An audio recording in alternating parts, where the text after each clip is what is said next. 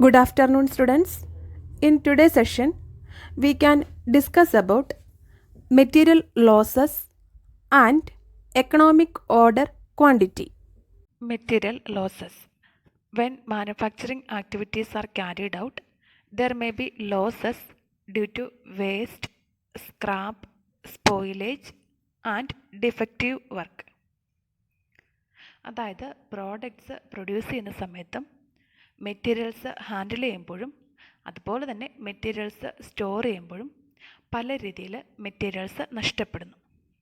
ഇതിനെയാണ് material loss എന്ന് പറയുന്നത്. മെറ്റീരിയൽ ലോസ് നോർമൽ ആകാം അല്ലെങ്കിൽ അബ്നോർമൽ ആകാം. Normal loss arising due to the nature of materials and cannot be avoided. നമുക്ക് ഒഴിവാക്കാൻ പറ്റാത്ത ലോസിനെയാണ് നോർമൽ ലോസ് എന്ന് പറയുന്നത്. അതായത് മെറ്റീരിയൽസിലുണ്ടാകുന്ന ബാഷ്പീകരണം, അതുപോലെ തന്നെ മെറ്റീരിയൽസ് ലോഡ് ചെയ്യുമ്പോഴും അൺലോഡ് ചെയ്യുമ്പോഴും ഉണ്ടാകാവുന്ന നഷ്ടങ്ങൾ. Second one, abnormal loss arising due to accidents or inefficiency in operations and can be avoided by management action. ആക്സിഡൻസിലൂടെയും അതുപോലെ തന്നെ പ്രവർത്തനങ്ങളിലെ കഴിവില്ലായ്മ, അശ്രദ്ധ തുടങ്ങിയവ മൂലമുണ്ടാകാവുന്ന ലോസിനെയാണ് അബ്നോർമൽ ലോസ് എന്ന് പറയുന്നത്. അബ്നോർമൽ ലോസ് പ്രോപ്പറായിട്ടുള്ള മാനേജ്മെൻറ്റ് ആക്ഷൻസിലൂടെ അവോയ്ഡ് ചെയ്യാൻ വേണ്ടിയിട്ട് സാധിക്കുന്നു. Example fire, theft, careless handling. Material losses 4 രീതിയിലാണ് ഉണ്ടാകുന്നത്: waste, scrap, spoilage and defectives. First one, waste. It is that portion of a basic raw material lost in processing having no recovery value. It is a complete loss. Example, gases, dust, smoke, evaporation. Process ചെയ്യുമ്പോൾ നഷ്ടപ്പെടുന്ന raw മെറ്റീരിയൽസിൻ്റെ ഒരു പാർട്ടാണ് waste. വേസ്റ്റിൽ നിന്ന് നമുക്ക് യാതൊരു രീതിയിലുള്ള വാല്യൂവും recover ചെയ്തെടുക്കാൻ സാധിക്കുകയില്ല. വേസ്റ്റ് വിസിബിൾ ആകാം, ഇല്ലെങ്കിൽ ഇൻവിസിബിൾ ആകാം. വിസിബിൾ വേസ്റ്റ് ഫിസിക്കലി പ്രസൻ്റ് ആണ്. Example ash, dust etcetera. Invisible waste physically present അല്ല. For example evaporation, smoke. Second one, scrap. It is the incidental residue, usually of small amount and low value, recoverable without further processing. Example, trimmings in timber industries, cuttings and pieces in ready-made garments factory. ചില products manufacture ചെയ്യുന്ന സമയത്ത് ഉണ്ടാകുന്ന മെറ്റീരിയൽസിൻ്റെ residue എന്ന് വെച്ചിട്ടുണ്ടെങ്കിൽ അവശിഷ്ടങ്ങൾ, അതിനെയാണ് scrap എന്ന് പറയുന്നത്. സ്ക്രാപ്പ് വീണ്ടും പ്രോസസ്സ് ചെയ്യാൻ സാധിക്കുകയില്ല, പക്ഷെ നമുക്ക് വിൽക്കാൻ സാധിക്കുന്നു. വിൽപ്പനയിലൂടെ ഒരു ലോ വാല്യൂ റിക്കവർ ചെയ്തെടുക്കാൻ സാധിക്കുകയും ചെയ്യുന്നു. Third one, spoilage. Goods damaged beyond rectification and which are to be sold without further processing. Spoiled goods cannot be repaired or reconditioned but sold out as second or third quality goods. Rectify ചെയ്യാൻ പറ്റാത്ത രീതിയിൽ goods damage ആവുകയാണെങ്കിൽ അതിനെയാണ് spoilage എന്ന് പറയുന്നത്. Spoiled goods വീണ്ടും process ചെയ്യാൻ സാധിക്കുകയില്ല, പക്ഷെ നമുക്കത് സെക്കൻഡ് അല്ലെങ്കിൽ തേർഡ് ക്വാളിറ്റി ഗുഡ്സായിട്ട് സെയിൽ ചെയ്യും. അതുപോലെ തന്നെ സ്പോയിൽഡ് ഗുഡ്സ് റിപ്പയർ ചെയ്യുവാനോ കേടുപാട് തീർത്ത് പുതുക്കുവാനോ സാധിക്കുകയില്ല. And last one, ഡിഫെക്റ്റീവ്സ്.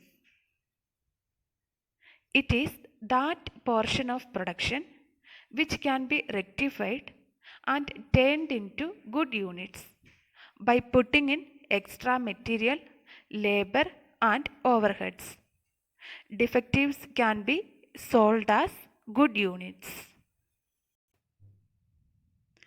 ഡിഫക്റ്റീവ് ഗുഡ്സിൽ അഡീഷണൽ കോസ്റ്റ് ഇൻവെസ്റ്റ് ചെയ്തുകൊണ്ട് റെക്ടിഫൈ ചെയ്ത് ഗുഡ് യൂണിറ്റ്സായി ഓർ സ്റ്റാൻഡേർഡ് പ്രോഡക്റ്റായിട്ട് സെയിൽ ചെയ്യാം.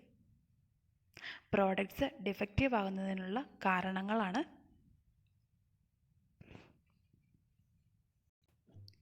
Poor quality of raw material, poor workmanship, lack of supervision. സിമ്പിളായിട്ട് പറയുകയാണെങ്കിൽ ഡിഫക്റ്റീവ് മീൻസ് നമ്മൾ സെറ്റ് ചെയ്തിരിക്കുന്ന സ്റ്റാൻഡേർഡ് സ്പെസിഫിക്കേഷൻസ് മീറ്റ് ചെയ്യാത്ത സെമി ഫിനിഷ്ഡ് പ്രോഡക്ട്സ് അല്ലെങ്കിൽ ഫിനിഷ്ഡ് പ്രോഡക്ട്സിനെയാണ് ഡിഫക്റ്റീവ്സ് എന്ന് പറയുന്നത്. Economic order quantity or EOQ. The quantity of material to be ordered at one time and the quantity to be purchased at the minimum cost. Cost minimise ചെയ്തുകൊണ്ട് ഒരു തവണ order ചെയ്യേണ്ട മെറ്റീരിയലിൻ്റെ അളവിനെയാണ് economic order quantity or EOQ എന്ന് പറയുന്നത്. അതായത് നമുക്ക് മെറ്റീരിയൽസ് ആവശ്യമായിട്ട് വരുമ്പോൾ സിംഗിൾ ഓർഡറിലൂടെ മെറ്റീരിയൽസ് പർച്ചേസ് ചെയ്യാം, അല്ലെങ്കിൽ ഒന്നിൽ കൂടുതൽ ഓർഡേഴ്സിലൂടെ മെറ്റീരിയൽസ് പർച്ചേസ് ചെയ്യാം. ഇതിലേത് രീതിയാണെങ്കിലും മെറ്റീരിയൽസ് പർച്ചേസ് ചെയ്യുമ്പോൾ അതിൻ്റെ അളവ് കുറയാനോ കൂടാനോ പാടില്ല. That is understocking and overstocking of materials should be avoided.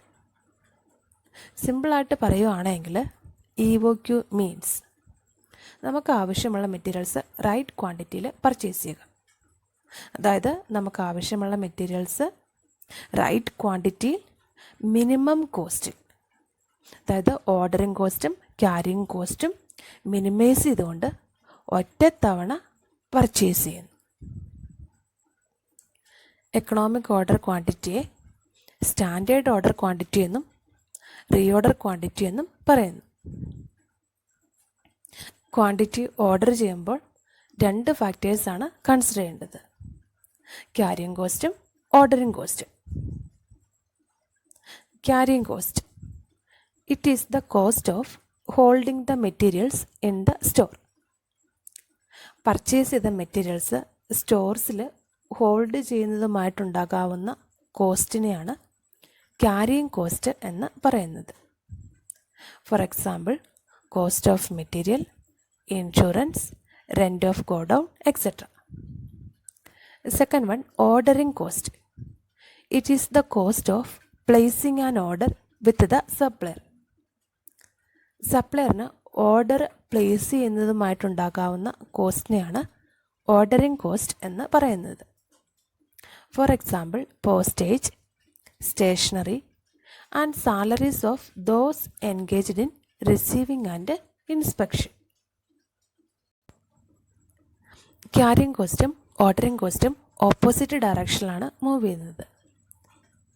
അതായത് increase in the quantity of materials ordered reduces ordering cost and increases the carrying cost. നമ്മൾ ഓർഡർ ചെയ്യുന്ന മെറ്റീരിയൽസിൻ്റെ ക്വാണ്ടിറ്റി കൂടുകയാണെങ്കിൽ ഓർഡറിങ് കോസ്റ്റ് കുറയുകയും ക്യാരിയിങ് കോസ്റ്റ് കൂടുകയും ചെയ്യുന്നു. അതുപോലെ തന്നെ നമ്മൾ ഓർഡർ ചെയ്യുന്ന മെറ്റീരിയൽസിൻ്റെ ക്വാണ്ടിറ്റി കുറയുകയാണെങ്കിൽ ഓർഡറിങ് കോസ്റ്റ് ഇൻക്രീസ് ചെയ്യുകയും ക്യാരിയിങ് കോസ്റ്റ് കുറയുകയും ചെയ്യുന്നു. Economic order quantity find out ചെയ്യുന്നതിനുള്ള ഇക്വേഷനാണ് EOQ is equal to root of 2AO divided by C, or EOQ is equal to root of 2CO divided by I. Here A or C means annual consumption in units. O means ordering cost per order. And C or I means carrying cost or inventory cost per unit per annum.